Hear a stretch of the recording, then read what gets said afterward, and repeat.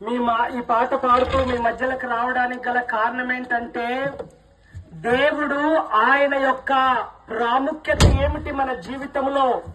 అనేకమైనటువంటి వారు దేవుడు అనంటే వారికి వారి వారి ఆలోచన తలంపుల మేరకు ఒక దేవుణ్ణి ఆరాధిస్తారు.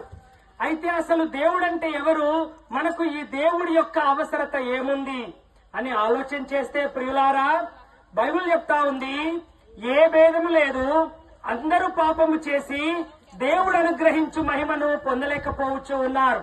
అయితే కోల్పోయినటువంటి ఈ మహిమను మరలా తిరిగి మానవుడికి అనుగ్రహించడానికి మహామహిమ కలిగినటువంటి దేవుడు, భూమి ఆకాశము అందలి సమస్తమును నిర్మించినటువంటి ఆ దేవుడు కాలము సంపూర్ణమైనప్పుడు మానవాళి పాపాలను తీసివేయడానికై మానవ రూపములో భూమికి వచ్చినటువంటి ఆ దేవుడి యొక్క ప్రాధాన్యతను మీకు వివరిస్తా ఉన్నాము.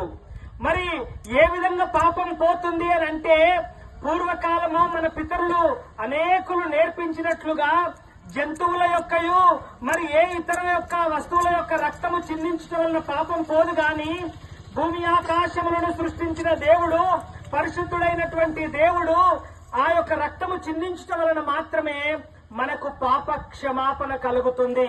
ఈ లోకములో పాప క్షమాపణ కంటే గొప్పదైనటువంటిది మరేమి కూడా లేదు. ఎందుకంటే ఎంతకాలము ఈ లోకంలో జీవించినా ఒక రోజు ఈ లోకంలో చనిపోవాలి. చనిపోతే మన బ్రతుకు ఎక్కడా? చనిపోతే నువ్వేమైపోతావు? చనిపోతే నీకు ఎక్కడికి వెళ్తావు? చనిపోయిన తర్వాతనే మానవ యొక్క మనగడ ఆరంభమవుతుంది. ఆ దాని కొరకే మానవుడిలో మూడుంటాయి: ప్రాణము, ఆత్మ, దేహము. ఈ యొక్క ఆత్మ అనేది నిత్య నరకాగ్ని గుండములో నాశనం అయిపోకుండా ఉండడానికి, ఈ ఆత్మ నశించిపోకుండా ఉండడానికి ప్రేమ కలిగినటువంటి దేవుడు యేసుక్రీస్తు ప్రభు వారిని ఈ లోకానికి పంపించారు.